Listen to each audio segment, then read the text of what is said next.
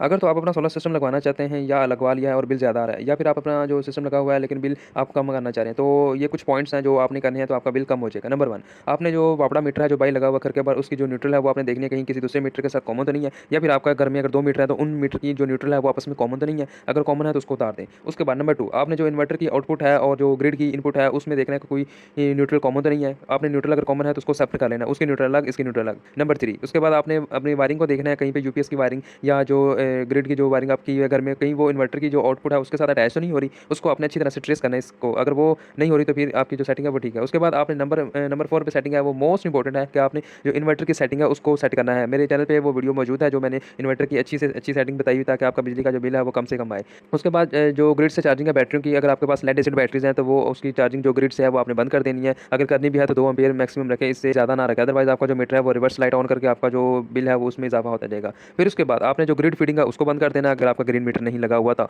उसके बाद आपने जब भी सिस्टम अगर इंस्टॉल करवाने लगे हैं तो आपने अपनी कैपेसिटी से थोड़ा सा ज़्यादा सिस्टम लगवाना है। यानी कि अगर आपके 200 यूनिट कंज्यूम होते हैं तो उसके लिए अगर 2.5 केवी का जो सिस्टम है वो लगता है, लेकिन आपने कोशिश करनी है कि 4 से 6 केवी का सिस्टम लगवाएं। उसके बाद आपने अपने जो पैनल है वो फुल कैपेसिटी में इंस्टॉल करने हैं कि अपने जो इन्वर्टर है उसकी जितनी मिनिमम वोल्टेज रेंज है उसके अंदर अंदर रहकर आपने मैक्सिमम एफिशिएंसी के पैनल्स हैं उसको इंस्टॉल करना है। उसके बाद आपने अपने पैनल की हर हफ्ते या हर महीने के बाद आपने पैनल्स की सफाई करनी है। फिर उनकी जो डायरेक्शन है और उनका जो एंगल है वो आपने अच्छा रखना है। उसके बाद आपने अपने लोड को मैनेज करना है। इन तमाम तरीकों से आपका जो बिजली का बिल है वो बहुत ही कम हो जाएगा, या हो सकता है आपका बिल बिल्कुल ज़ीरो हो जाए और आपकी जो है कुछ अमाउंट यहाँ से बच जाए।